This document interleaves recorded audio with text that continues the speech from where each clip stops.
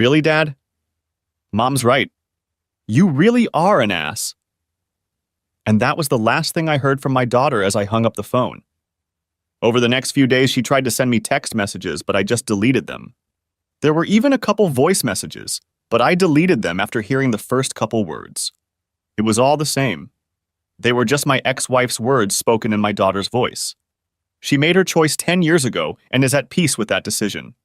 That so-called olive branch was just an insult. She could have taken the whole olive tree and shoved it up her ass. So, I'm Tom Williams. I used to be married to Kayla Williams. We were married for about 17 years when everything fell apart. Of course, I was blamed for it. That's what happens to innocent pricks in our wonderful divorce courts in this country. Blame the man, and then let the ex-wife get full custody so she can tell the kids what a horrible man their father is. I swear the divorce laws in this country were written by a bunch of man-hating feminists who want to screw anyone with a penis. As I said, we were married for 17 years. We had 2 children, a 14-year-old son and a 16-year-old daughter. I thought everything was going great. I loved my wife and I was sure she loved me. Our children were smart, athletic, well-behaved, and cute. Carly was a daddy's girl, and Josh was a friendly and athletic boy. I was making decent money as a mechanical engineer, and Kayla had a good job as an accountant. We both played sports to keep fit, and we were both pretty cute. Like I said, Carly was a daddy's girl to the core.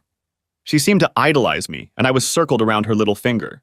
She had a good aptitude for math and science and decided she was going to be an engineer like Daddy. She got her driver's license the day she turned 16. She, like me, loved to drive. From the age of 10, she would go to the garage, handing me wrenches while I worked on the various toys I acquired. I am an unabashed tech enthusiast. I like old cars, mostly made by GM, that I can mess around with and collect. She instilled in me a love for them. Sometimes on the weekends, we would go to car shows together and spend all day drooling over these wonderful cars. It seemed like we were practically joined at the hip almost every weekend. I was also quite adept at household chores.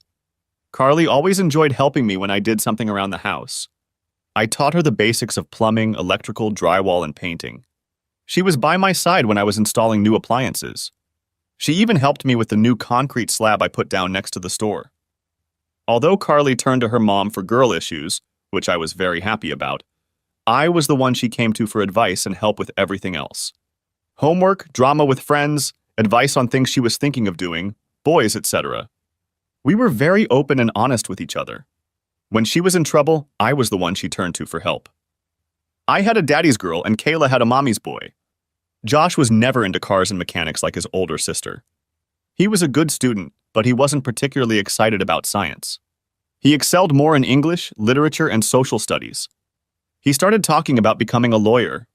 Of course, Josh and I hung out too, but he seemed to be more attached to his mom than to me. For the past couple weeks, Kayla seemed a little out of sorts. It wasn't a big deal, she just seemed a little distant. And lately she's been kind of shutting down for a minute or two. A couple times I asked her if everything was okay, but she just waved me off and ignored me. Usually I liked it when she blew me off, but this wasn't the case. Again, no big deal, just a little off. It was Friday night. I had just gotten home from work. It was 6 o'clock, as it usually is on a Friday night. I saw that Kayla was already home as usual. I walked in the door and yelled out that I was home as usual. Oddly enough, there were no smells of dinner cooking. Carly didn't come down and greet me either. Sure, she's a teenager now, but she usually greets me if she's home. She and Josh must still be out with friends. Oh well, I put my briefcase in my office and went upstairs to change into more comfortable clothes for the evening. When I entered the bedroom, I saw that my wife had laid out her LBD dress, sexy lingerie, stockings and garters, and 6-inch CFMs on the table. That explained the lack of odor at dinner. Apparently, we were going out for the evening instead.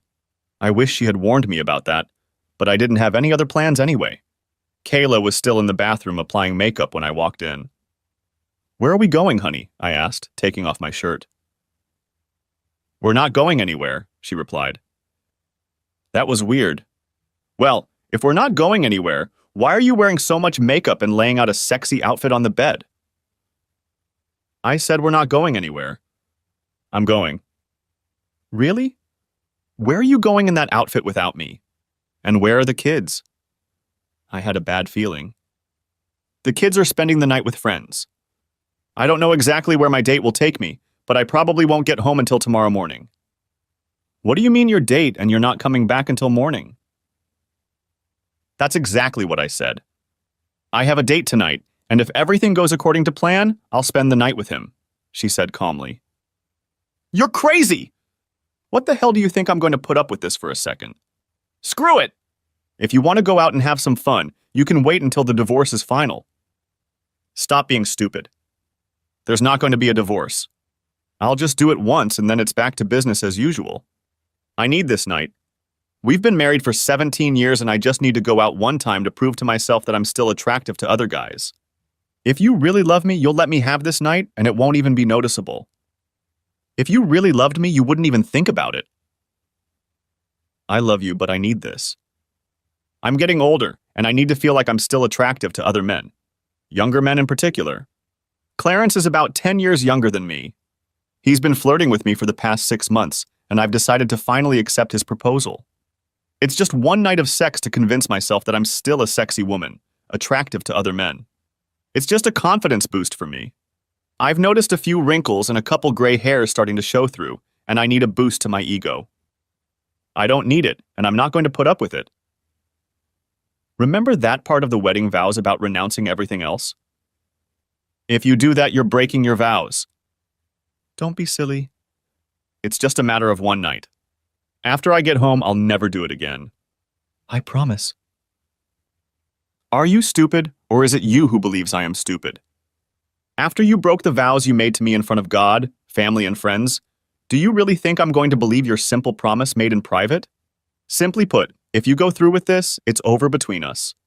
You're out the door, and I'm going to see a lawyer as soon as possible. Don't be an idiot. There will be no divorce. I'm going to come home and be the loving and devoted wife I've always been. If you try to divorce me, I will fight as long and hard as I can. In the end, you will lose the house, most of your assets, and I will get full custody of the children. Furthermore, I will do everything I can to ruin your dating life and place all the blame for the breakup of the family on you. I will do everything I can to make your children hate you in the end. I was shocked by her words. You claim to love me and yet you do all this to me? Damn right. I love you, but if you try to divorce me, I will fight you. I don't want to lose you, so I'm just giving you the consequences of your actions. Look, I told you I only need one night to prove that I'm still attractive and sexy. Yeah, what about in a few more years? How about the next time you start thinking you're still getting older and wonder if you can still be attracted to a younger man? I promise that won't happen. And yes, I overheard some gossip. I admit I'm curious, but it's just going to be sex. There will be no love. You have nothing to worry about him taking me away from you. Like I said, it's just a one-time thing to get it all out of your head. Maybe I'll even learn a few things to diversify our sex life. A couple of new tricks will liven up our lovemaking. If you go through with this, I've already told you the consequences of your actions. If you call him right now and cancel, we can go through marriage counseling and try to save our marriage. Don't be silly, we'll be fine. If you really insist on counseling to cure your bruised ego, we can talk about it when I get back tomorrow. With those words, she continued to get ready for her date. I changed into jeans and a t-shirt, then left the room. After a while, she came downstairs, dressed in the clothes she had laid out on the table. She had a small clutch in her hands and was examining herself in the mirror by the door. I sat in my chair in the living room. A car horn honked outside. He's here. I have to go now. I'll see you in the morning. She walked over and kissed me goodbye. I turned my head and recoiled from her. She ended up kissing the air. She stood up again and looked at me with a frown. Fine. Let it be like this. Once you calm down, everything will go back to normal. With those words, she turned and headed for the door. I made one last request of her. If you walk out that door, it's over between us. You'd better think twice about throwing 17 years of marriage away. She turned to look at me. I'm not throwing anything away. Like I said, I'll be back and everything will fall into place. With those words, she opened the door and stepped out.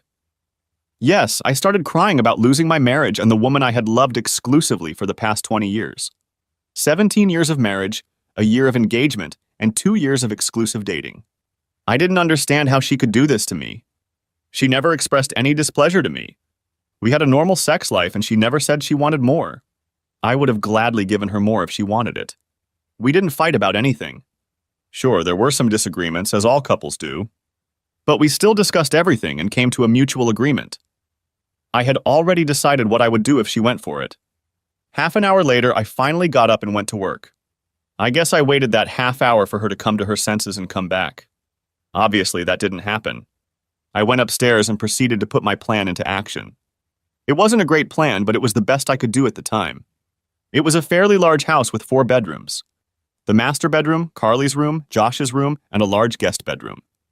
The guest bedroom was actually a second master bedroom with a private bath. We used it when her or my family came over. We also used it for kids' sleepovers. Now, however, it has become my temporary bedroom. It took me about 2 hours to completely move from our old bedroom to my new one. I had no illusions about what would happen in our divorce. This was a no-fault state. That means that the divorce laws in this state were written by man-hating feminists.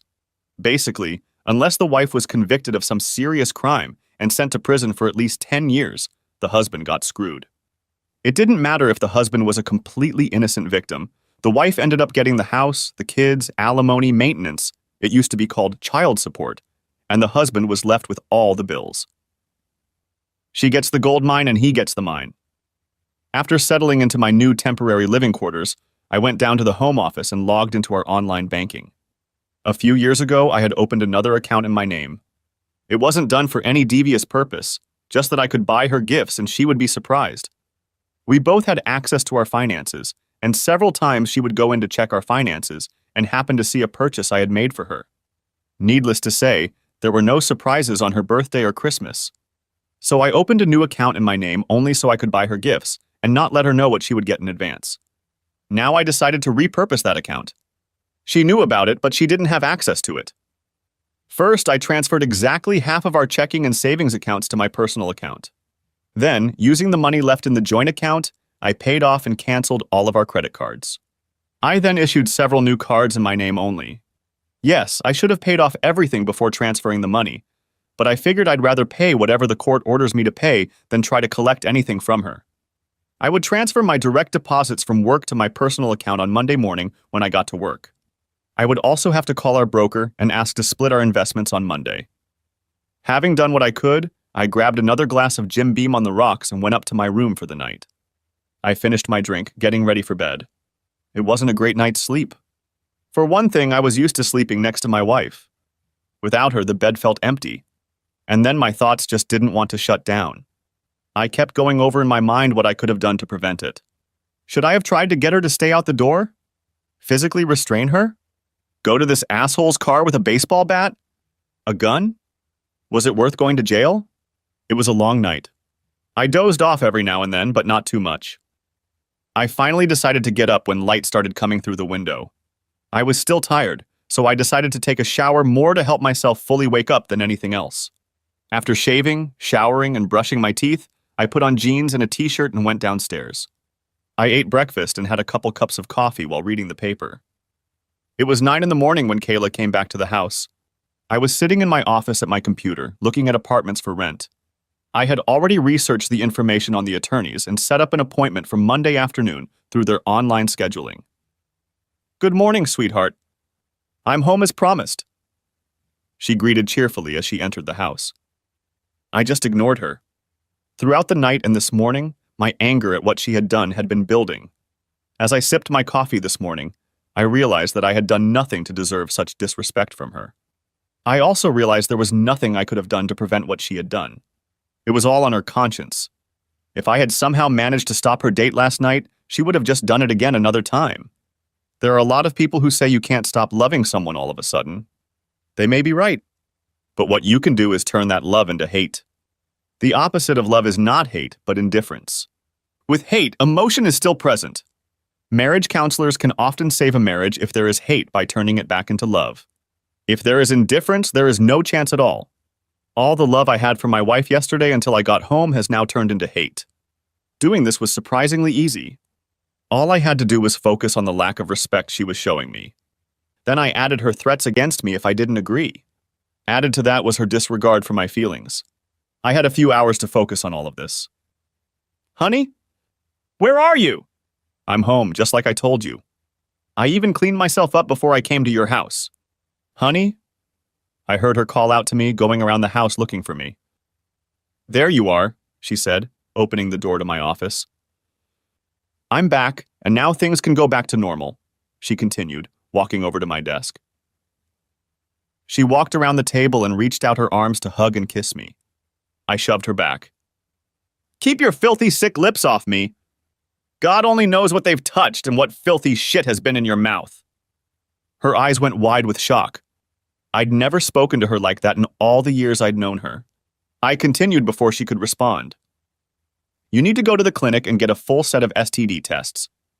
I want to see a notarized clean report from you. Too much? Maybe. Did I not care? No. I watched her expression change from shock to anger. I hoped she'd realize what she'd done and repent. I see you're still coping with your bruised ego. I'm going to go up to our room and take a nap. I've had a long night and I want to get some rest. I hope you've calmed down by now and we can talk later. I expect a full apology from you for your rudeness this morning. With those words, she turned and left the room. I couldn't help but smile, anticipating her imminent return. And I didn't have to be disappointed. What the hell did you do? I heard her yell as she stepped back. Where are your clothes? Where are all your toiletries? What the hell do you think you're doing? She muttered, barging back into my office. What do you mean? I asked calmly. All my things are exactly where they should be. What are you talking about? Your closet is empty. Your drawers are empty. Your corner of your dressing table is empty. What do you mean everything is lying where it should be? Like I said, my clothes hang neatly in my closet or folded and in my dresser. My toiletries are neatly in their places in the bathroom. That's not true. I just told you that your things are not in our bedroom, she exclaimed in despair. Ah! I see your problem now. You see, you still mistakenly think your bedroom is our bedroom. I just told you that all of my stuff is where it belongs, in my bedroom. You mean? Yes. I told you I wouldn't put up with it, so I moved out of your bedroom.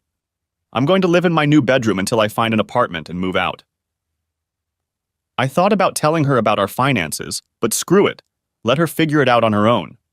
Besides, there was no point in ruining the surprise until I'd sorted out the investments. Her eyes narrowed in annoyance. We'll discuss this later. I'll give you a week to recover, and then I'll put everything back in place and we'll go back to normal. Not until I get a notarized report that you're free of all diseases. I waved it off, turning back to the computer. I stayed in my office most of the day. The kids came home early in the morning. I briefly wondered how long it would take them to realize there was a problem. I found some apartments that looked good, filled out the forms, and made an appointment to see them on Tuesday. Then I printed out our financial statements. I would need them for my lawyer on Monday. Although I was under no illusions about selling the house, I figured that determining its value might help settle the dispute. In theory, she would owe me half the value of the share. Wishful thinking, but still. I spent the rest of the day researching divorce laws in our state. I realized I was going to get screwed over, but at least I had to have an idea of how badly. It would have helped me formulate a plan of action, if not something else. Daddy, dinner's ready, said Carly, poking her head through the door. Okay, sweetie. Thank you. Kayla smiled radiantly as I entered the kitchen. It was obvious what her plan was. To kill me with kindness and show me what I would lose if I didn't accept what she did. She did the best she could. She got dressed and put on makeup. Her hair was styled in a style I liked. She spent quite a bit of time in the kitchen that day to prepare my favorite meal. When I entered the kitchen, she came over to me and held out a glass of wine. I poured you a glass of wine. She held it out to me and leaned in for a kiss. I saw the pain in her eyes as I pulled away from her. I took the glass from her, walked over to the sink, poured out the water, and put the glass on the counter. Then I got a tumbler out of the cabinet, put a couple ice cubes in it, and then poured a couple fingers of Jim Beam in it. It was out of the question that the kids sitting at the table wouldn't notice this. Walking over to the table, I sat down and started chatting with the kids. I didn't even pay attention to my wife. Dinner was clearly a stretch. I kept the kids talking as much as I could, but it was pretty obvious that we were in serious trouble. It didn't help that I didn't even put anything on my plate, let alone eat anything. These dishes were my favorites, but I just passed the bowls and plates around without even looking at them. I just kept trying to make conversation with the kids while sipping my drink. "Dad, aren't you going to eat anything?" asked Josh finally. "No, not hungry." That was all I answered. After the most awkward dinner in the history of mankind, I just got up, refilled my glass, and headed back to my office. I didn't even bother to help clear my desk. After about half an hour, I shut down my computer, grabbed the keys to my truck, and left the house to go to a nice, quiet restaurant for dinner. Afterward, I stopped at a bar to have a couple drinks. By the time I got home, it was pretty late. I saw that the light was still on in Kayla's bedroom, so as I closed the door to my room, I made sure it was noisy enough for her to hear. I locked the door and then slid a chair under the handle. As I was getting ready for bed, I heard her trying the knob and then knocking. She tried to get me to open the door for about 5 minutes, but then gave up. The next morning I got up early. I decided that today was going to be a soccer day. There were 3 games, morning, afternoon, and evening, and I would watch them all. Yes, there were things to do this weekend, but I decided to ignore them. Screw it. I'm not going to live here for long, so Kayla can just delegate it to someone else. I had already drank almost all of my coffee and started getting ready to make an omelet for breakfast. I was just finishing mine when Carly came into the kitchen. "Hi, sweetie." "Omelet?" I asked. "Sure, Dad." "Thank you." She took her juice and sat down at the table, and I started to prepare the food. A few minutes later, Josh showed up. I told him I would cook it as soon as I was done with his sister's food. Carly ate her omelet while I cooked Josh's. I heard Kayla in the hallway, so I poured the last cup of coffee into my glass and turned off the kettle. She walked in, shuffling, took a cup from the cupboard and looked at the empty pot. "You couldn't even leave a cup for me?" She stared at me. "The pot is right here. You know how to cook it?" "Never mind. So you're making scrambled eggs?" "Made them." "Just finished, but feel free to make yourself one," I replied, putting one on Josh's plate. I used the last of what I made for him. I even put all the ingredients away already. To hell with her. After taking care of the kids, I walked out of the kitchen. It was just before noon. I was sitting in the living room watching the morning game. Kayla walked in with a plate and a bottle of beer. She set everything on the coffee table in front of me. "I brought you lunch and beer so you won't miss any games," she said cheerfully. Without looking at her, I kicked the plate and bottle off the table and onto the floor. She stood there with her mouth open in shock. At that moment, the commercial came on, and I got up, walked to the kitchen, and got myself a beer. Yes, I can hear all of you crying about alcohol abuse because I spilled all the beer on the floor. I wasn't going to drink any of the stuff she brought me, so it would have been a waste anyway. No, I didn't clean up after her. She brought it in unwanted so she could clean it up herself. I didn't care if she stained the carpet. I wasn't going to live here long anyway. "We need to discuss this," Kayla began. "Shut up." "Game on," replied I. "For God's sake. You need to do something about your attitude. The kids have already noticed." "By all means. I'm sure they'll notice when I move out anyway." "Oh, calm down. You're not moving out and there won't be a divorce," she insisted as she walked away. It started closer to noon. At least they were kind enough to wait until after the break. Carly and Josh entered the room together. They sat down on the couch facing me. "Dad, what's going on between you and Mom?" Carly started. "Well, now you might know. Your mom and I are getting a divorce. It has nothing to do with either of you. We both love you. This is just between me and your mom." "But why?" asked Josh. "Because your mother did something I just can't accept. She did it even after I told her how I felt about it, but she did it anyway. She's not remorseful about it one bit." "You mean when she went on her date Friday night?" asked Carly. "You know about this?" I was surprised. "Well, yeah. Mom told us you weren't thrilled about it. So you know she cheated on me." "No, she didn't." "She said she told you about it beforehand, so it wasn't cheating. She didn't sneak behind your back to do it, and that was the only time she did anything like that." Josh explained. "Yes, Dad. Besides, it was just one night out of the 20 years you dated and were married. She said that if you really loved her, you would have just let her have that night and moved on with your life," Carly added. Frankly, I was shocked. I was also hurt that my daddy's girl didn't even bother to understand my position. She took her mother's side and didn't even want to hear my point of view. Really? How about if she really loved me, she wouldn't even consider having sex with anyone else? Come on, Dad. It was just once, and she promised she'd never do it again. Okay, then let's discuss her promises. A little over 17 years ago, she made a solemn vow to me. She made that vow in front of God, our families, and friends. She vowed to leave everyone else behind. There were no exceptions to this vow. The duration of this vow was limited, till death do us part. In case you haven't noticed, none of us are dead. If she can so easily break this solemn vow made in public, how can I trust the promises she makes to me in private? Yes, but you also vowed to be there for her in good times and bad. Josh thought about becoming a lawyer. Hopefully, he'd do much better at it. That's right. The problem is that your mother, in breaking her vow, broke the contract and released me from my vows. Well, we just don't understand why you would want to break up your family over one single night, asked Carly. Why are you saying I'm destroying the family? Why am I being blamed for what she did? Mom's not going to leave. She wants to put it all behind her and move on. You're the one leaving and making a big deal out of it. If you leave, you'll ruin the family, insisted Carly. After that, the situation did not improve. I tried to explain my position, but they did not listen.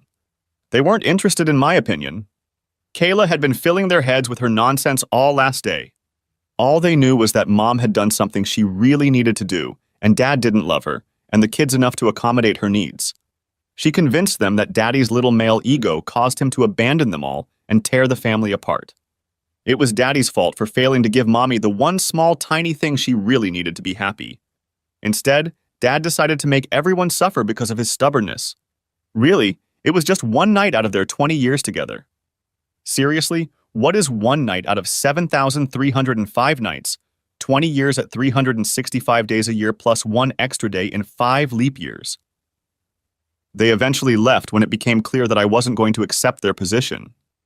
I managed to watch the rest of the game in peace. As the game was winding down, I could smell the aromas of dinner being prepared.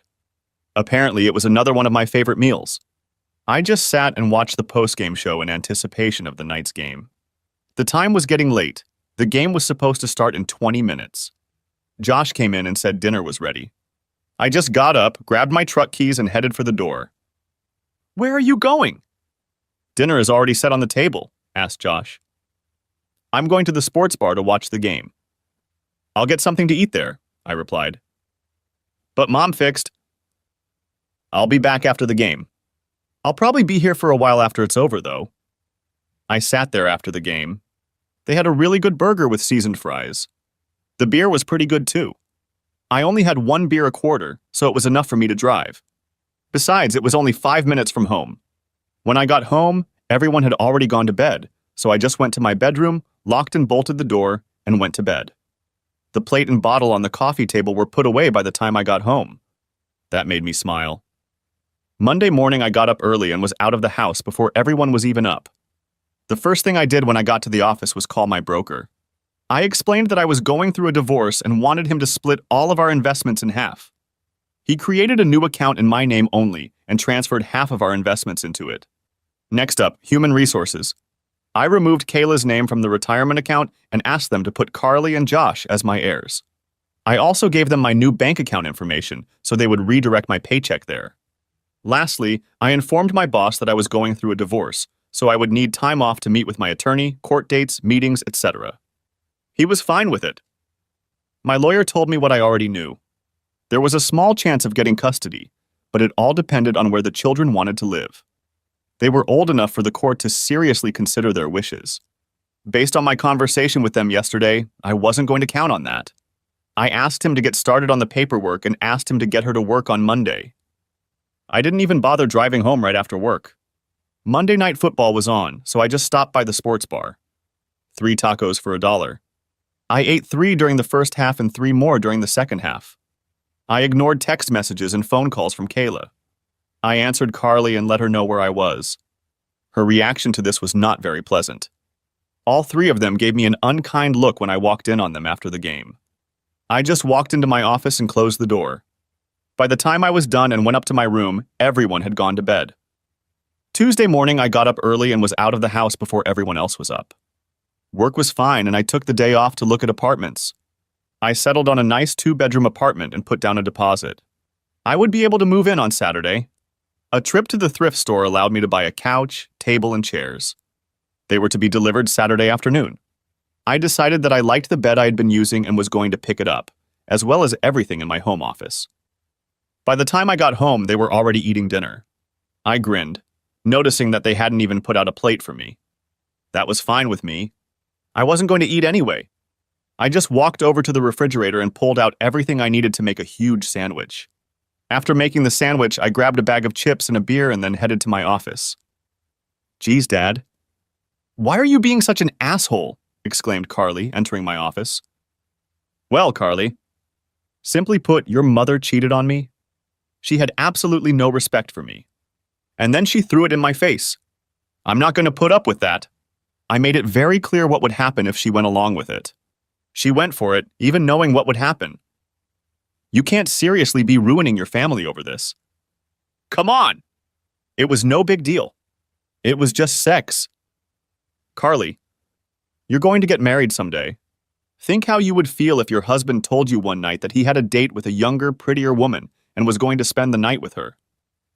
Well, I'm sure I wouldn't like it much, but if he promised to come back to me and it was only once, I'd hope I loved him enough to get over it. Besides, if he told me about it first, it wouldn't seem like cheating. Uh-huh. Sure. Do me one favor. When you get married, look straight into your fiancé's eyes when you say your vows. When you look into his loving eyes and get to the phrase about leaving everyone else behind, imagine how the love in those eyes will turn to utter devastation when you tell him you're off having fun with another man. With those words, I turned my back on her and went back to work. Wednesday evening was an ambush. When I got home from work, both parents were already there. People often make fun of their in-laws, but I actually got along very well with her parents. They accepted me into their family as the son they never had. Charles, her father, was as much of a tech fanatic as I was. His only problem was that he liked Fords. Okay, he had extremely poor taste in cars, but I could overlook that. He had a '69 Mustang Fastback that was in pristine condition. Yeah, I got along very well with my parents. We were not one of those dysfunctional families where kids grow up hating their parents. They were always very loving and supportive of me. Of course, there were disagreements, and they never hesitated to tell me when they thought I was wrong about something. Sometimes we just had to agree to disagree. So I entered the house and saw that the ambush had already been prepared. I was a little puzzled. I understood why her parents would be there. Obviously, they would be on her side. After all, she is their daughter. But what confused me was that my own parents were there. It seemed counterproductive for her. My parents would agree with me and be on my side. If she was trying to get me to accept her infidelity, why would she invite someone who wouldn't be on her side and argue that I was right to divorce her infidelity? You've probably guessed by now that it took me a few more minutes to realize. Tom, Charles began, I want you to know that May, Kayla's mother, and I are very disappointed in what Kayla did. That said, we think you are overreacting to it. Yes, she went and had sex with another man, and it was extremely disrespectful to you, especially the way she did it. But it was just one mistake. You two have been together for a total of 20 years. You have 2 wonderful children. Think about all of that. Surely you can get over this little incident. You don't have to destroy your family over one mistake. A little mistake? Really? It wasn't a small mistake. It wasn't an accidental stumble. It was a planned event. They probably planned it at least a week in advance. Then she ambushes me an hour before she leaves, giving me no chance to resist. It was an elaborate plan to trick me. Son, Mom decided to intervene. She didn't cheat on you. She told you that first. Eh? What? First of all, you're right that she told me. Told me! She never asked. She just said she was doing it, and I had no say in it. Even when I raised my serious objections, she didn't care. Speaking of what I said, I told her it would happen if she went for it. Tom, Father tried. I understand your pain and anger, but think of your family. We love you, son. We'll be here to help you heal, but think about what you'll do to your family. Kayla still loves you and insists she won't do it again. We all think that with counseling and some effort you can overcome this. Tearing your family apart is not the answer. We raised you to be a good man. You need to man up and keep your family together. Don't do something stupid that will end up hurting your relationship with your family. Think of your mother and me.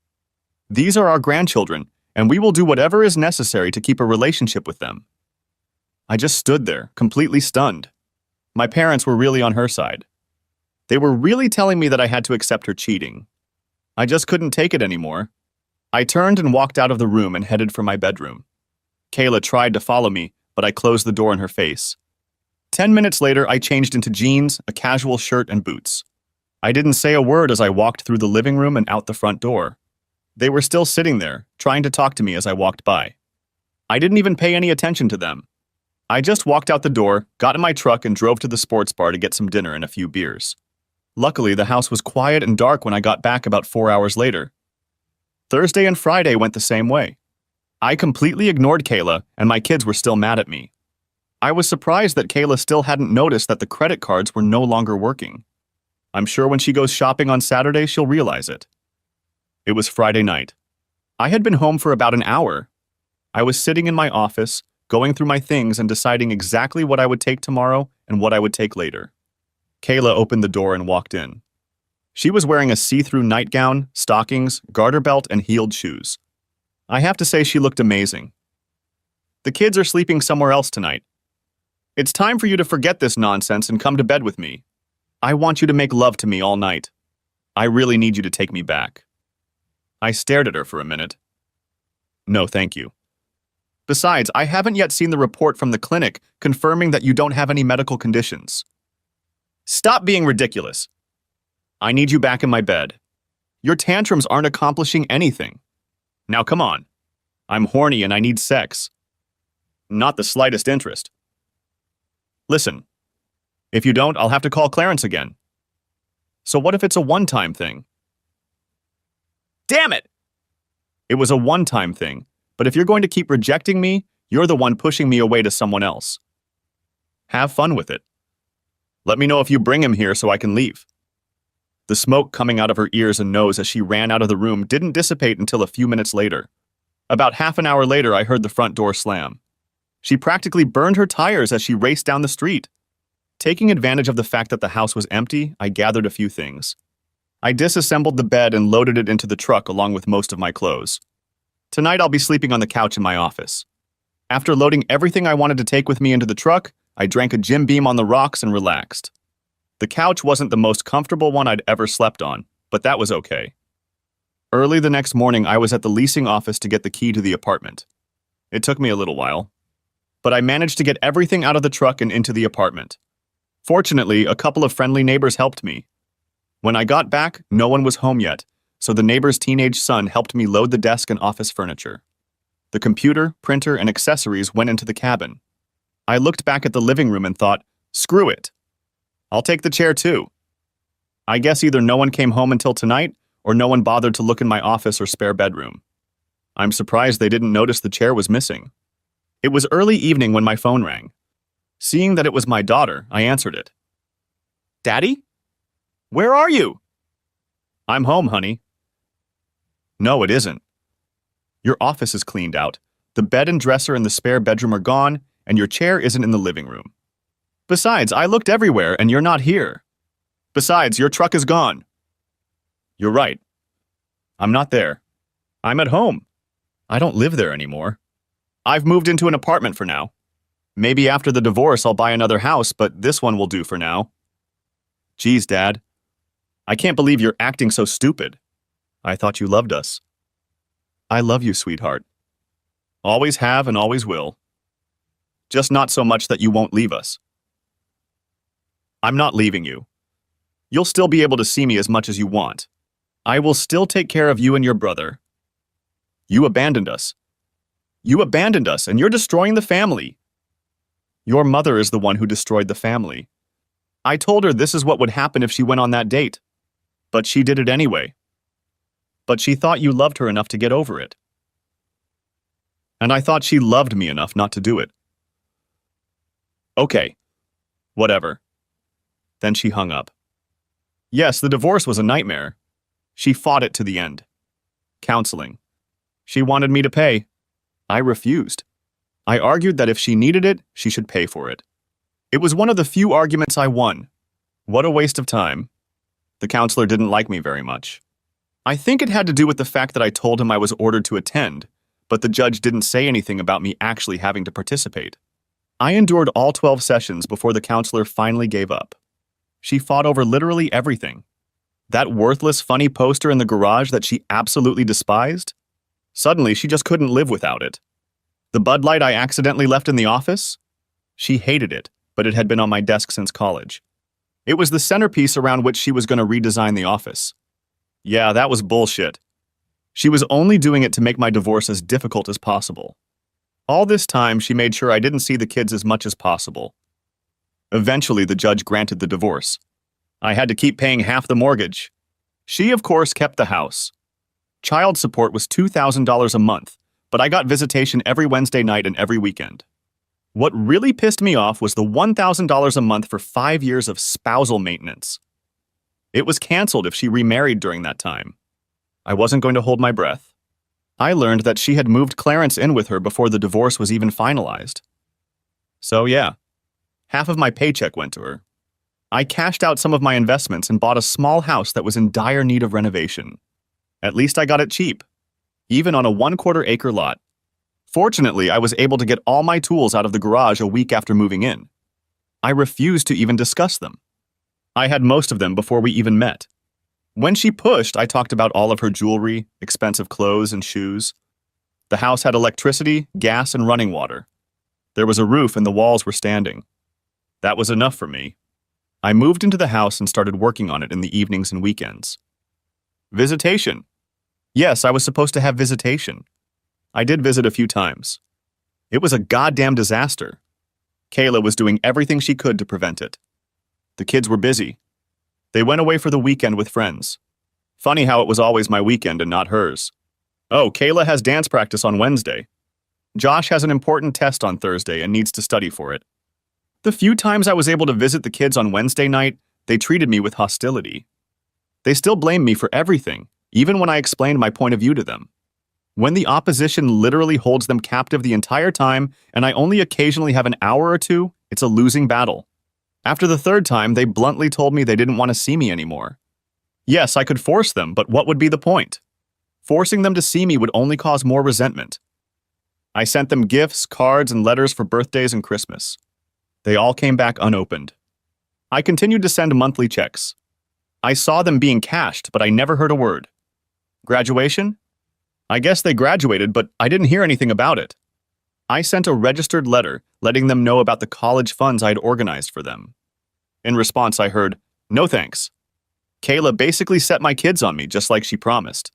I focused on work, the house, and only that. I didn't go anywhere or do anything. It's amazing how much money can be saved doing things this way. As if all of this wasn't bad enough. "Hi, Mom," said I when she picked up the phone. "Tom. How are you?" she answered cheerfully. "Things are going well as you'd expect? Anyway, I haven't heard anything about Thanksgiving. Are you going to have it again this year?" There was silence on the other end. "Mom? Are you still here?" I asked. "Huh? Well, that's a little awkward." "Huh? Yeah, we're going to, but Kayla, her parents and kids are coming to the party. She's also bringing the new man in her life. We just felt that your presence here would be too awkward for everyone. After all, the kids are still mad at you for leaving them, and your presence with Kayla and her new man would only stress everyone out." "Seriously, Mom? You're ditching your own son for Thanksgiving and inviting my ex-wife and her boyfriend instead? We want to maintain a close relationship with our grandchildren. Besides, this is your fault. You should have been working to keep the family together, not tearing it apart. How about you come visit us on Christmas Eve? Your father and I will spend Christmas Day at Kayla's house, but we can celebrate with you the day before." "Whatever," I muttered, ending the conversation. I spent Christmas Eve at home watching Die Hard and ignored the numerous calls and text messages from my mom wondering where I was. I wasn't in a holiday mood. I was just looking at the packages I sent to my kids a week ago. Yesterday, they were returned to my doorstep. 5 years later, I received a wedding announcement. Kayla had married Clarence, the weekend after I paid my last installment of maintenance. Bitch. Josh had turned 18 a year early, so I was done with child support. I was now completely free of my ex-family and obligations to them. I celebrated by getting drunk. Yeah, I'm not really proud of it, but to hell with it. I put my all out and gave them all the love I was capable of, but they rejected me and treated me like crap. Screw them! Now that all my obligations to that bitch and her two ungrateful offspring had been fulfilled, I decided to just put them out of my mind as much as possible. They obviously didn't want any relationship with me, so I would just forget about them as soon as possible and move on with my life. Well, except for one thing that always bothered me. I had to keep paying half the mortgage on the house. Of course, it ended when Josh graduated, but my name was still on the deed. I think Kayla was under the mistaken impression that she owned the house. The divorce said she could only live there until the kids graduated from high school. Now all bets were off. I was entitled to half of the property, and it was a pretty big property. I contacted my attorney. To start with, when we got divorced, the house was appraised at about $300,000, and the equity was about $200,000. That was 5 years ago. Since then, we have been paying our mortgage faithfully, and property values in our area have increased significantly. After doing a little research online, I calculated that the appraised value was now about $500,000, and the equity was $450,000. Yes, we only had $50,000 left on the promissory note. Why did I do it? Well, for the money, of course.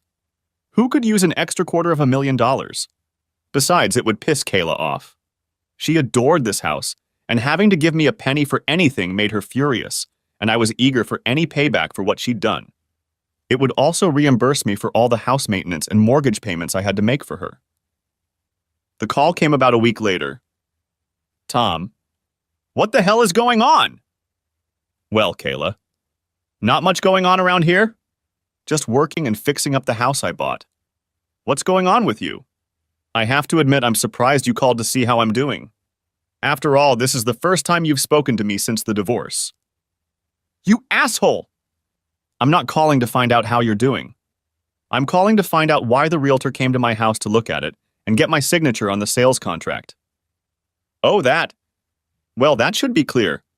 Since both our names are on the title, she'll obviously need your signature for the sale. What sale? I love this house and I'm not going to sell it. Then when can I expect a check from you for my half of the capital? Nice try. I got the house in the divorce? No. You only used the house until Josh graduated from high school. That happened last month. Now we can either sell it and split the proceeds or you can buy out my half. If you think I'm going to give you $100,000 for a house I own by right, you're out of your mind. Well, that proves I'm not crazy. I'm not asking for $100,000. You could have done that 5 years ago. Now, since the equity in the house is about $450,000, my half is $225,000. If you factor in all the expensive furniture you just had to have, let's round that amount up to $250,000. You're crazy. I'm not giving you a dime, she shouted, hanging up the phone. Yes, I laughed when she hung up on me. Yes, my lawyer got his cut, but it was worth it to see her face a couple months later when the judge ruled in my favor. I even managed to convince the judge to make her pay her legal fees and my lawyer for bringing her to court over something that should have been settled out of court. The house appraised for more than I had estimated. Including the value of the furniture, I got $275,000. They ended up buying me out rather than selling me. I found out later that they mostly used Clarence's money. It ended up getting him in trouble, but more on that later. I managed to get the house in order. I even built a decent-sized store behind the house. I picked up an old 1972 Chevy pickup truck that was in bad shape. I was only interested in the chassis. The rest would have been replaced anyway. Over the last year, I have taken it apart, cleaned it up, and completely repainted it.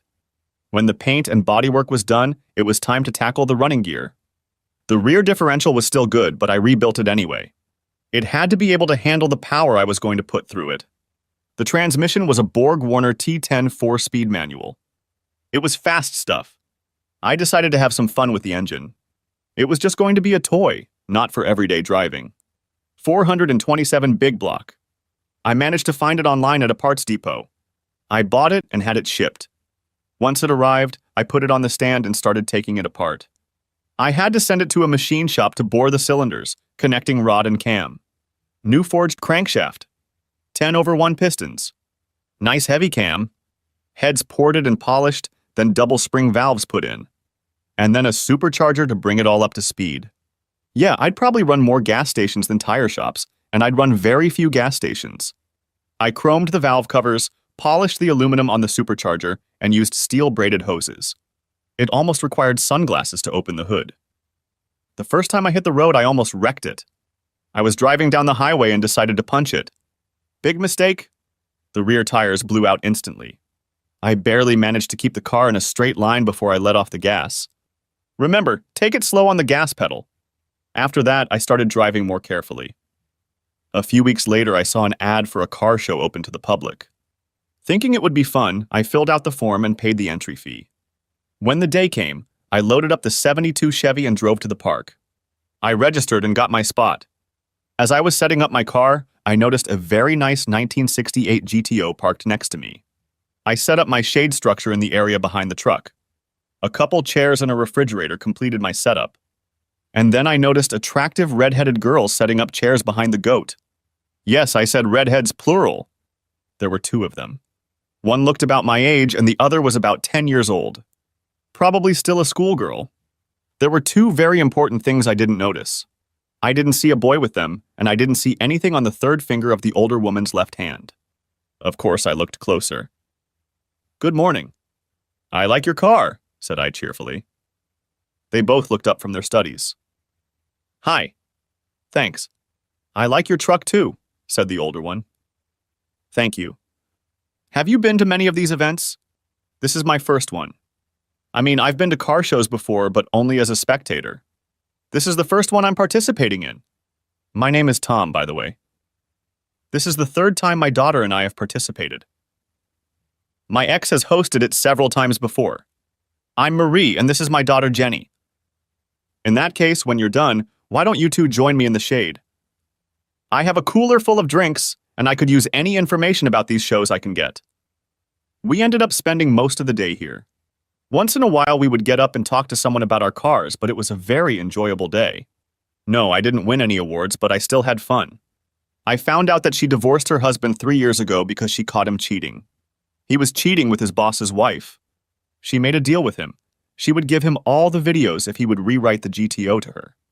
She told me it would hurt him, and she wanted him to keep his job so he could continue to pay her alimony and maintenance. It was a double win for her. Besides, his boss was an asshole and she didn't care at all about his wife tooting his horn. Jenny was also friendly and joined in the conversation. She told me that she was very angry at her father for his cheating. She has nothing to do with him anymore. We were having such a good time that I didn't want it to end. As the show was winding down, I suggested they have dinner at Red Lobster a couple blocks away.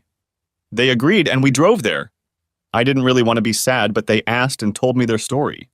I listed the highlights. I told them that my kids had sided with my wife and no longer had anything to do with me. "You mean she cheated and your children blame you for divorcing her?" Jenny was stunned. "Yes. I tried to explain to them, but by then she'd already sicked them on me." Marie put her hand on my shoulder. "I'm so sorry for you, Tom. You're such a good guy, and you don't deserve anything like this." She said it sincerely. I decided to change the subject to something more pleasant. We ended up talking and laughing for another hour. We seemed to have a real connection. We exchanged numbers and Marie agreed to meet me again. As they were leaving, I saw Jenny smile broadly at me, wink and give me 2 thumbs up. I realized that she didn't mind me meeting her mom again either. So Marie and I got back together. It was the following weekend. I called and asked. She enthusiastically agreed. Dinner and dancing. I kissed her on the cheek as I walked her to the door. As I turned to leave, I saw a red-haired teenage girl in the window, smiling and giving me 2 thumbs up. After 2 more dates, I invited them both over to my house and cooked them dinner. After my divorce, I learned how to cook pretty well. Food Network, a few YouTube videos, a lot of trial and error. My lasagna turns out really good, so I settled on that. They seemed to like it. They really liked my house, but I overheard Marie telling her daughter that it definitely needed a feminine touch. I wouldn't have argued if I had been asked. The following weekend, I was invited to visit them. Marie cooked in such a way that my feeble efforts were shamed. Even Kayla wasn't as good as Marie. I couldn't help myself. I know it's rude as hell, but I just couldn't stop eating. I finally had to apologize to them for making a pig out of myself. They just laughed and asked why I was apologizing. It was the biggest compliment you can give a woman who loves to cook. She told me that Jenny was almost as good as she was. It happened 2 weekends later. I took Marie out to dinner and then to a dance club. We had been dancing for a while when a slow song came on.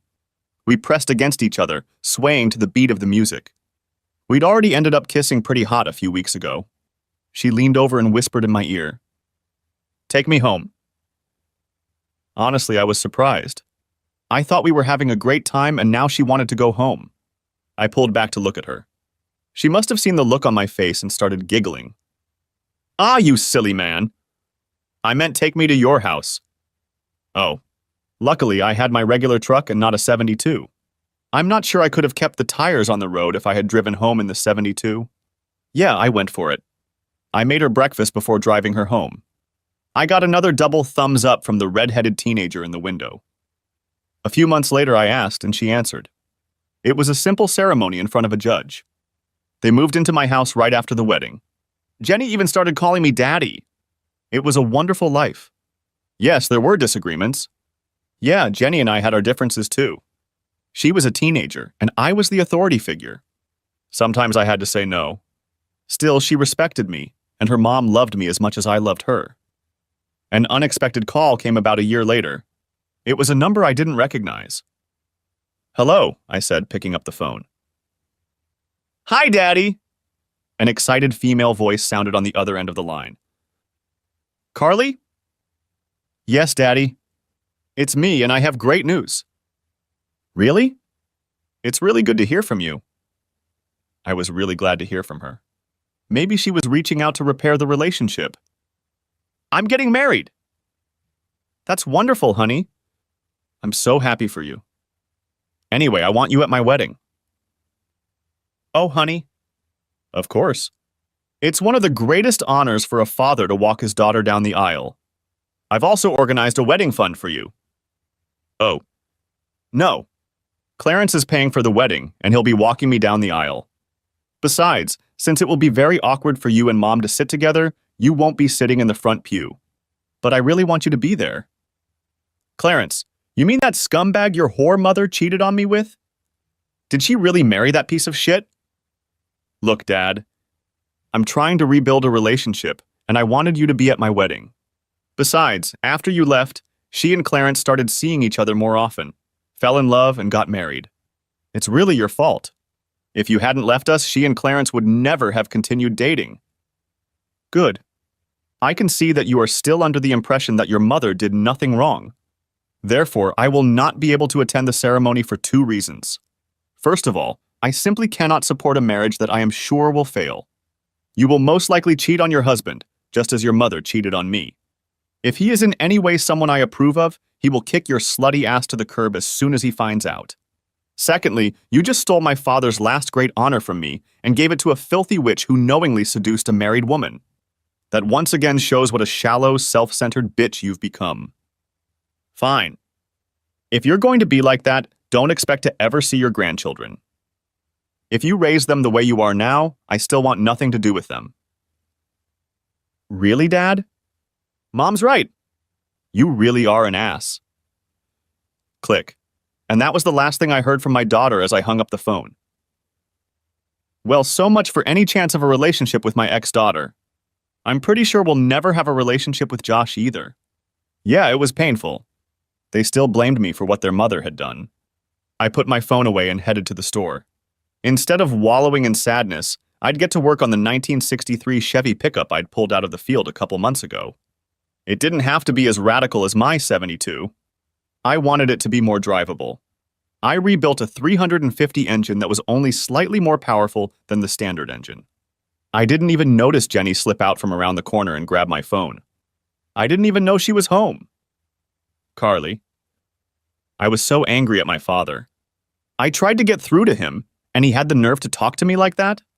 It's his fault our family is falling apart. I tried to be nice and invite him to my wedding, and he just threw everything back in my face. I was hoping he would finally take responsibility for what he did to our family. I lowered my eyes and saw my phone ringing. I didn't recognize the number, but there had been a lot of calls like that during the wedding planning. Hello? Hi. Is that Carly Williams? Yes. What can I do for you? Yes, you can. You can stop calling my dad and being a cast-iron bitch to him. He's the best man I've ever known, and he doesn't deserve to have a stupid, spoiled whore like you calling him and reminding him of the pathetic remnants of humanity that you are. I swear, you and your family are a waste of air to breathe. Who the hell are you? My name is Jenny Williams. I'm your sister. My mom married your ex-dad and he adopted me. I love him with all my heart, and it would never occur to me to show him any disrespect or dishonor. You are an insult to daughters everywhere. I know all about what happened. Your mother went on a date, totally disrespecting her husband, and slept with another guy. The saddest thing about all of this is that you don't seem to mind. Let me tell you that my biological father cheated on my mom. She didn't hesitate to kick him to the curb. You can rest assured that if my mom had ever cheated on my dad, I would have helped my dad take her ass out with the rest of the trash. Yes, even though he's not my biological father. He is the most decent, caring, compassionate man I have ever met. I'm thinking of sending your whore mother a card thanking her for being such a big fool to let him go. If it wasn't for her extreme stupidity, I wouldn't have his father right now. Oh, and you can also tell your grandparents that they have another granddaughter, but I have not the slightest desire to have any relationship with someone so despicable as to reject my own son for a cheating whore and her traitorous offspring. There is one more thing you can do for me. When you say your mock vows, look into your husband's eyes and think about when he decides to cheat on you.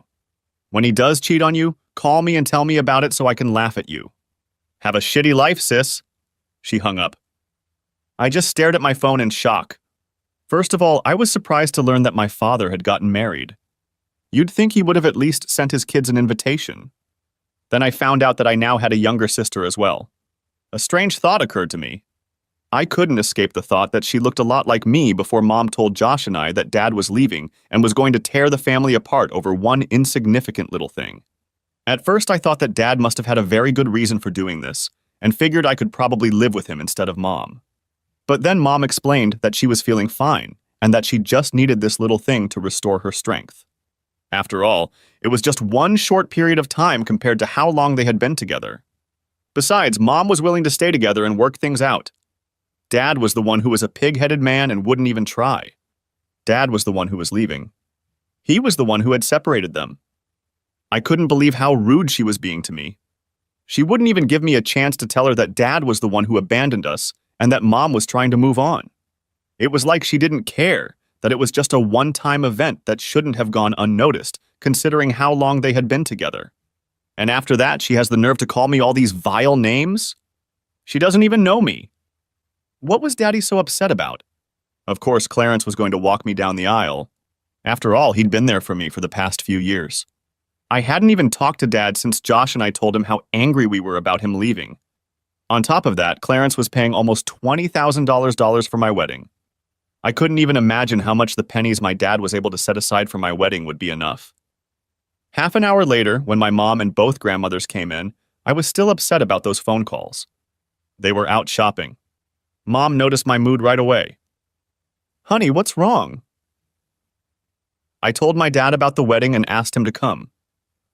After all, I'm his only daughter, and I thought he would want to be at my wedding. I was hoping that maybe it would be something we could build on and maybe start a relationship again. "Oh, that's wonderful!" exclaimed Grandma Williams. "Is he coming?" "We haven't heard from him since he called about Thanksgiving a few years ago." I sighed. "No. He got mad when I told him that Clarence was going to walk me down the aisle and that I thought it would be too awkward for him to sit in the front pew with Mom and Clarence." "That's too bad. I thought he'd gotten rid of his piggishness by now." "Well, if that's not bad enough, I found out 5 minutes later that I have a half-sister." "What?" Sounds in three-part harmony.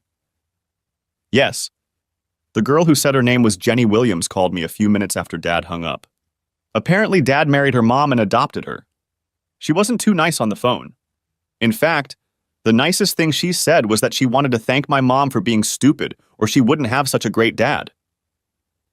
I recounted both phone conversations to them. They were shocked at the vehemence with which Dad and Jenny had spoken on the phone. Tom got married and we weren't invited to the wedding? He didn't even tell us about it? I have another granddaughter, whispered Grandma Williams to herself. My wedding day had finally arrived. I thought briefly about what my father had said, and for a moment I was sad that he wouldn't be here on my special day. That was fine. I'd approached him and he'd rejected me. I brushed it off. After all, it was a happy day. I was marrying the man I truly loved. The man I would spend the rest of my life with. Clarence glowed with happiness as he took my hand, and we started walking down the aisle to the music of the wedding march.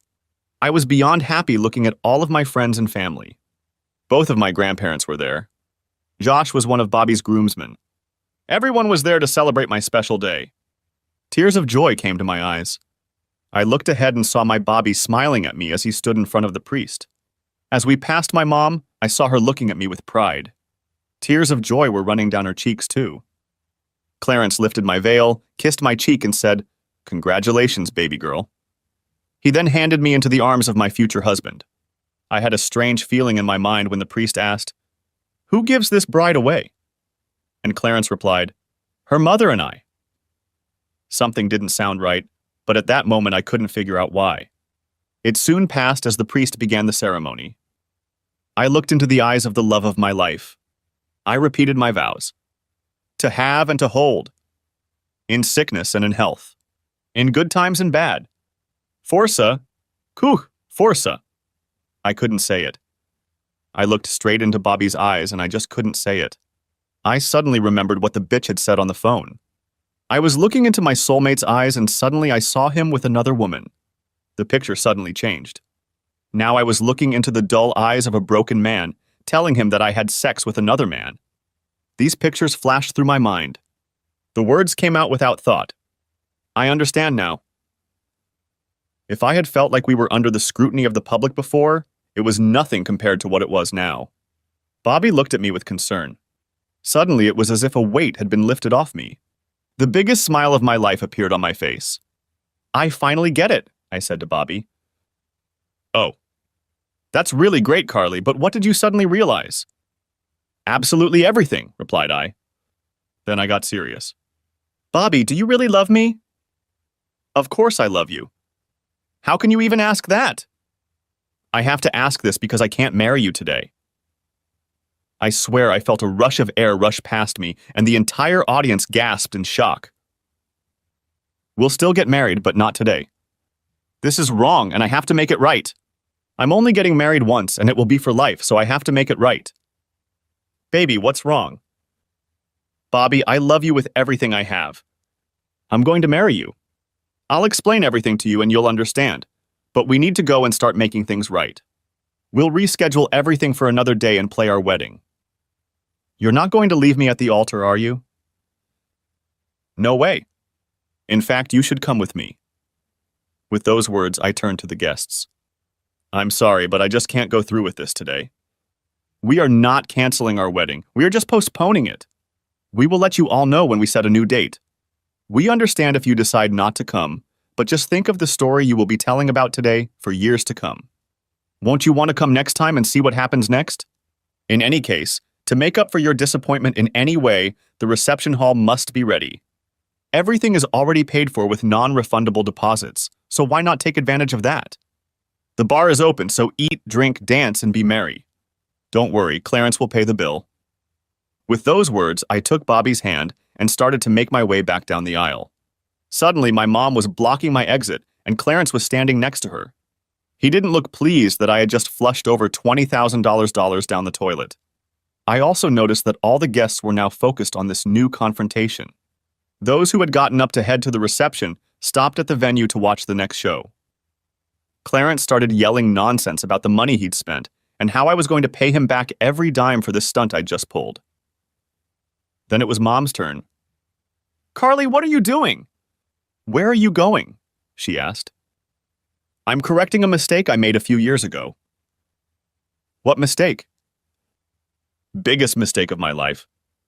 The mistake I made when I listened to all that crap you were saying instead of helping Daddy kick your slutty ass to the curb." The mistake I made when I blamed Daddy for the breakup of the family, while it was your own fault for cheating on him. Carly! I'm your mother! I'm not a whore, and you will speak to me with respect. Really, Mom? You're not a whore? Once a cheater, always a cheater. Carly! How dare you? How dare I? I'm even ashamed that I even equaled you. It wasn't until I looked into Bobby's eyes while saying my vows that I woke up and realized what a horrible person you really are. Once a cheater, always a cheater. Looking into his eyes, I suddenly realized how awful it would be if he ever cheated on me. I realized how much I would hurt the man I loved if I ever cheated on him. I guess Dad was a good role model for me after all. But you sure weren't. What do you mean? Asked Mom. Fear flashed in her eyes. Really, Mom? Do you really think I don't know about your Wednesday workouts with Jim Davis, your personal trainer? That they're always at his apartment instead of the gym? It's funny that you only go to the gym to see Jim. How about the fact that Carlos, your pool guy, takes an extra hour every 2 weeks because he screws your brains out on the chaise lounge after he cleans the pool? How about your gang banging the landscaping crew every time after they finish their yard work? I've got some good video footage of me coming home early a couple times, in case you try to deny it. And let's not forget how you always tip Mario, your barber, by giving a blowjob in the back room after every haircut. At least Clarence is your boss at work, and he doesn't have to worry about you cheating on him with your boss. Am I forgetting someone? Oh yeah. I almost forgot Alan Morris, your neighbor. For the last 3 years, he's been coming over whenever his wife has a girls' night out. Her gaze flicked to Clarence as I finished laying out her dirty laundry. Perhaps she hoped he'd miraculously not heard, even though I'd said it loud enough to carry across the church, and he was standing less than 2 feet away from me. There was a look of utter shock on Clarence's face. Looking at Clarence, an evil thought occurred to me. Oh, and Clarence?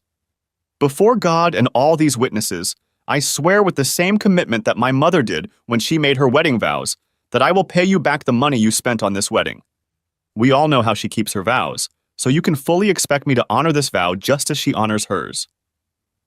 Yeah, he shouldn't hold his breath waiting for even a dime. Seeing that Mom was distracted, I pulled Bobby down the aisle. I made a quick stop to talk to the videographer. Yes, he caught the whole thing on camera. He smiled broadly as he handed me a copy of the videotape. He was set up to make a duplicate in case something happened to the original. I quickly signed my signature on the authorization form to post the video on YouTube. I hoped it would go viral and increase my mom's shame. Bobby and I jumped out into the parking lot. He'd driven his car here and our bags were in the trunk. We planned to move them into the limo before leaving the reception. His brother was going to drive him back to his apartment after the reception. I smiled, knowing that Dad would really like Bobby, and slid into the passenger seat. I was instantly excited when he turned on the ignition and the huge 440-cylinder engine rumbled to life. Sure, it wasn't a GM, but the 1969 Challenger was still a beast. Where are we going? He asked as we roared out of the parking lot.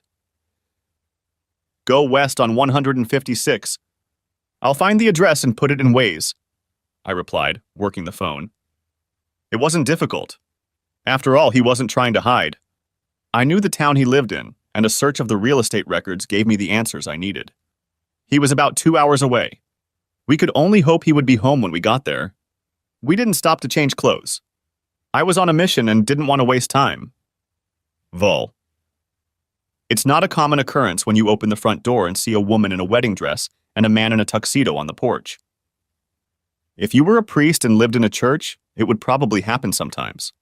The problem was that I wasn't a priest and certainly didn't live at the church. What was even more surprising was that I actually knew which one was which. I had no idea who the person was, but it was definitely my oldest daughter standing there. My oldest daughter who had made it clear that she didn't want to see me anymore. I recalled that today was her wedding day, but I couldn't figure out why she was here. She must be either at church, at the reception, or on her way to her honeymoon. Standing on my doorstep was the very last place she should be. Daddy?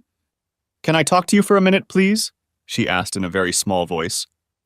Still stunned, I stepped back and let them enter. I gestured toward the living room, where Marie and Jenny were sitting. I noticed the shocked looks on their faces. Oh, Carly, this is my wife Marie and our daughter Jenny.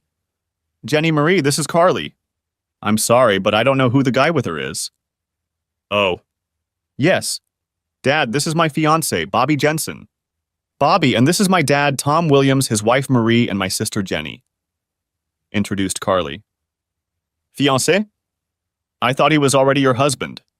Didn't you just get married a couple hours ago? I was confused. That's what I need to talk to you about. I can't do it today. I can't get married unless Daddy walks me down the aisle. Daddy, I finally get it. You're right. You've always been right. I'm sorry I got caught up in Mom's bullshit and blamed you. It was Mom who gave up on us, not you who gave up on us. I'm sorry for everything I said and did. You didn't deserve any of it. I won't make excuses for my behavior because there really are no excuses except that I was young and stupid and listened to the wrong people. I just hope you can find it in your heart to forgive me and let me back into your life. I really, really want to marry Bobby. He's a really great guy and I know you'll like him. But I can't marry him unless you agree to walk me down the aisle and marry me off. It was completely unexpected. I probably should have been focusing on other things, but there seemed to be an elephant or two in the room. Although I was very glad that my daughter had decided that I wasn't the bastard who had abandoned them and wanted me back in her life, the curiosity that prevailed in me at the sight of this scene demanded attention. So, Carly, did something happen at the wedding? I mean, you're wearing a wedding dress and Bobby's in a tuxedo, so I'm assuming you really were at the wedding. She looked at herself, then at her fiancé. Oh, yes. We were already halfway through the ceremony when an epiphany came over me. Here, she said, holding out the disc to me. Maybe you should watch Bobby and I change into our regular clothes. Bobby ran to the car and got the suitcase, and Marie escorted Carly into the bedroom where they could change.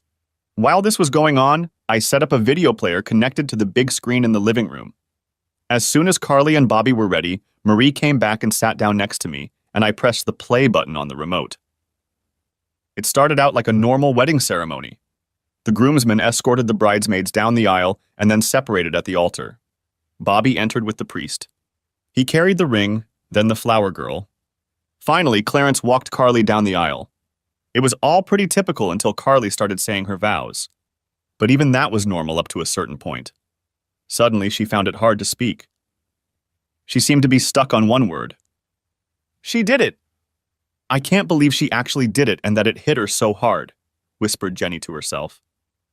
I was about to ask her what she was talking about when Carly stopped trying to say her vows and changed everything. We watched the video of her stopping the wedding and then confronting her mom. I was shocked by her revelations. Apparently, her cheating has increased since she married Clarence. By the time the video ended, Carly and Bobby had changed clothes and returned to the living room. I just couldn't go through with it. I looked into Bobby's eyes and realized how much it would hurt him if I did to him what Mom did to you. I finally realized what renounce all really meant, and that Mom had broken that vow. Then I realized how much she had dishonored you, and that I had dishonored you by marrying you without the place of honor you deserve.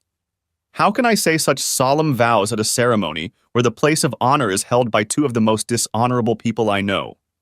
How can these vows have any real meaning if they don't include the most honorable person I know? I realized that if I really wanted these vows to have meaning, I had to be led down the aisle by my dad, the man who actually taught me values and integrity. I decided that when I married Bobby, it should be you there, not Mom and Clarence. Carly paused for a moment, then smiled and looked at Jenny. Besides, I need my little sister to be one of my bridesmaids. It was your kick in the ass that woke me up. I remembered what you said to me as I looked into Bobby's eyes trying to say my vows. How can I get married if you won't stand by my side? It was very important. We talked for a few more hours. I didn't realize that Jenny had gotten Carly's phone number from my phone right after I went out to the workshop after Carly's call that afternoon. She went to her room and a few minutes later called Carly on her own phone. It was getting late and I asked them to stay the night in the guest bedroom. Throughout the evening, Carly received several phone calls. She ignored the calls from Clarence and Kayla, but several of her friends called as well. Apparently, several of the guests accepted her offer to have some fun at Clarence's expense. He tried to cancel, but it was too late for a refund. By the time he got to the reception venue, there were already a few dozen people there, taking advantage of the open bar. The food was already being prepared too, and all the servers, bartenders, and DJ were already in place and working. Eventually, Clarence gave up, grabbed a drink, and moved to a table in the corner to drown his sorrow. Josh sent her a video taken on his phone when his mom came over to talk to Clarence. It didn't seem to go well. Clarence was yelling a lot. The words cheating whore took up most of the conversation. It looked like that relationship was about to end as well. Josh said he was able to cancel his plane and resort reservations, but had to pay a 20% penalty for not canceling on time. Since Carly and Bobby had already taken time off work for their honeymoon, they stayed with us all week. I reconnected with the daughter I thought I had lost. I also got to know Bobby better. He's a great guy with strong morals. The relationship was a little strained at first, as the only things he had heard about me were lies told to him by my ex-wife, son, and daughter. Well, not really lies, but rather embellishing the truth that painted me as a bad guy who abandoned his family. In addition, there were several important facts left out in these conversations. After the truth started to come out, he started to treat me warmer. It helped when I showed him my store and my latest projects. Although he liked the classic Dodges better, we both appreciated each other's cars. Hey, we're both tech fans. At least he wasn't one of those wimps who drives an automatic. His Challenger had a manual transmission. About midweek, a new wedding date was set. It was to be held at the same venue on the same weekend a year later. This time I would be paying for her and walking her down the aisle. Besides, Marie was going to be called upon to help with the wedding. Yeah, Jenny was going to be a bridesmaid too. Carly and Bobby called everyone in the wedding party and gave them the latest news. Well, everyone except Kayla and Clarence. Over the next few months, Carly and I worked hard to rebuild our relationship. Bobby and I also got to know each other better. We attended several car shows, participating in Marie's GTO, my '72 truck, Bobby's Challenger, and even got Jenny to participate in the 1974 Firebird I bought for her. Carly and Bobby would come over and spend a couple days with us a couple times a month. Josh even showed up a few times. It was harder with him because he was always closer to his mother than he was to me, but we rebuilt some of our relationship. I think he did it more for Carly's sake than mine, but I agree. Besides, he always had some news from home. By the way, things were not going well between Kayla and Clarence. Clarence had moved out and filed for divorce. The good news for Kayla was that Clarence had filed for divorce because of irreconcilable differences, not adultery. This meant that the harsh penalties of the prenuptial agreement would not apply. He filed in such a way as to end it quickly and without a fight. The good news for Clarence was that he had a prenup. The prenuptial agreement stated that all property he owned before he got married was not subject to division. Kayla would get half of the property acquired during the marriage, but even that would not be enough when you consider the property acquired before the marriage. She would mostly get the house and about $50,000. As for the house, Clarence did try to get a piece of it, but he had no proof that he was entitled to it. Sure, it was his money that was used to buy out my share after the divorce, but there was no real proof of that. Apparently, he took out a business loan for his company to get the money, but never documented exactly what he spent it on. In addition, they never put his name on the certificate of title for the house. Since the house had belonged to Kayla before they were married, she refused to even discuss the topic. Clarence ended up paying off the loan, but accomplished nothing. By the time he realized that the money for the house would not be returned to him, it was too late to file an adultery complaint. Rumors of Kayla's adventures spread, and her credibility in the community suffered greatly. Friends began to avoid her, and invitations to parties, charity events, and other occasions dried up. Worse, because she didn't work and relied on Clarence's money, her financial situation deteriorated badly. Clarence learned an expensive lesson. He lost a couple $100,000 buying out my half of the house. Another $28,000 for the wedding that went south. He also had to pay Kayla $50,000 in the divorce. And then there was the humiliation. Kayla was furious that her adventures had been made public and that Clarence was divorcing her the way he did. She started telling her remaining friends that she cheated on him because he has such a small penis and doesn't even know how to use it properly. She also told all her girlfriends that he refused to lick her even though he demanded that she suck him off. This kind of gossip spreads like wildfire. It wasn't long before all the women he tried to pick up at the bar just laughed at him. He became a recluse, only going to work and straight home. His social life evaporated. "Ready, Daddy?" my oldest daughter asked. "No father is willing to let his daughters go, but I'm honored to do it for you," I replied. The doors opened and music filled the church. I stepped in, starting with my left foot, and proudly began to lead my daughter down the aisle. I cast a quick glance and my smile grew even wider. My ex-wife was sitting in the fourth row. My wife, Marie, was taking her place of honor in the front row. I would join her after taking care of one last important honor for my daughter. Who gives this woman in marriage? As a father, I give her as my wife, I said loudly. Love you, baby, I whispered, kissing her on the cheek and handing her to Bobby. Oh yeah, I forgot to mention my wife. No, this wasn't my idea. Carly had asked me to do it that way. I turned and walked over and sat down next to my wife. To have and to hold. In sickness and in health. In good times and bad. Leaving everyone else behind! Carly practically shouted the last phrase. Then, with a bright smile, she finished her vow. It was a beautiful ceremony. When they kissed at the end, there was a round of applause. I looked down from the head table. Marie was next to me. I saw Kayla sitting at a table off to the side. She didn't look happy. Every time she looked up and saw Marie sitting in her seat, she frowned. I noticed that she took advantage of the open bar. Clarence hadn't been invited. I don't know if he would have come even if he had been invited. My last great accomplishment for my daughter was complete.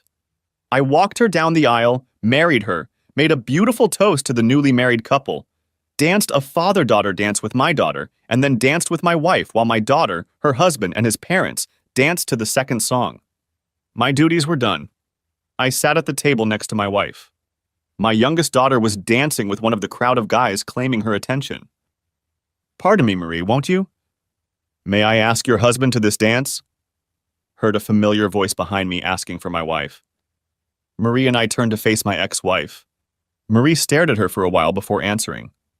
Just be sure to return it to where you found it. She looked at me. I trust you, but I don't trust her not to do anything stupid. I led Kayla to the floor. A slow song started playing. I wouldn't be surprised if she had asked for it for that very purpose. I tried to keep my distance and not pull her to me. We danced for a bit before she spoke. You were supposed to give me that one night. We were supposed to forget about it and go on with our lives as normal. Tonight was supposed to be just the two of us. And you shouldn't have left that night. You should have known better than to think I wouldn't mind you cheating on me, no matter how many times you did it. I didn't cheat. I told you about it before I did it. I didn't sneak around behind your back. Whether you told me or not is immaterial. The fact that you had sex with someone else is cheating. Besides, I didn't give you permission. I told you not to do it, but you did it anyway. I never wanted this. I only wanted one night, and then we could be together forever. You know you're the only man I've ever loved. I've never had the slightest love for him. Besides, the sex wasn't that great. He was selfish and not even as big as you. Then why did you marry him? Because you divorced me. Of course I didn't love him, but I liked him. After you left, I didn't want to be alone. I thought I could love him, but I could never get over you. I did all those nasty things to you because I was angry that you left me. I still loved you, but you wouldn't even talk to me. After that one night, I realized that you were all I needed and I would never date another man again. So why did you cheat on him? Because he was a failure in bed. I thought I could train him, but he refused to listen to advice. He refused to go down on me and I stopped giving him blowjobs. He would just stick it in, pump for a few minutes, erupt, and then roll over and fall asleep. When I couldn't take it anymore, I found a couple other guys who could actually bring me to orgasm. I had no idea Carly knew anything about it. Even if I had known she knew about all of this, I never would have thought she would leave me to my own devices like that. I feel really sorry for you. We had a really great marriage, but you abandoned it for one night of mediocre sex. I don't think there's any chance. I couldn't keep from laughing. Not just no, but very no. First of all, even if I wasn't married now, what you did by setting my children on me destroyed any possibility of us ever getting back together again. I am now remarried to the woman I love, and I have another daughter that I love as well. The best I can offer is the courtesy of being in the same place and at any events with our children and grandchildren. Thankfully, the song soon ended. I never spoke to her again that evening. She couldn't afford to pay the mortgage on the house, so she eventually sold it and moved into a small apartment. The money from the sale of the house was enough for her to live on if she was careful. She occasionally went on dates with her girlfriends, but as far as I know, she never had any other relationships. Clarence ended up living alone, too. Carly and Bobby had a long, loving marriage. They had 3 children, 2 boys and 1 girl. Josh eventually married a nice girl as well. 2 daughters were born to them. As far as I know, neither of them cheated on each other. There are those who think I should have gotten revenge on Kayla and Clarence. The reality is that I couldn't hurt them in any way without going to jail or getting retaliated against. I decided to just move forward and live my life as best I could. As they say, the best revenge is a life well lived. That's what I did, and let karma deal with the rest. Karma is a bitch, and her stripper name is Revenge. Clarence and Kayla didn't burn, but they didn't walk away unscathed. No, I had nothing to do with it, but I still feel good. I have my wife, daughter, and 2 other children back in my life. I am surrounded by people who love me. I have a good life. Ready, Daddy? My daughter asked. No father is willing to let his daughters go, but I'm honored to do it for you, I replied. The doors opened and music filled the church. I stepped in, starting with my left foot, and proudly began to lead my daughter down the aisle. My wife took her place of honor in the front row and smiled broadly. I joined her after taking care of one last important honor for my daughter. Don't worry, Dad. I'm going to do it today. I talked to Carly and I'm going to do it right the first time, Jenny assured me.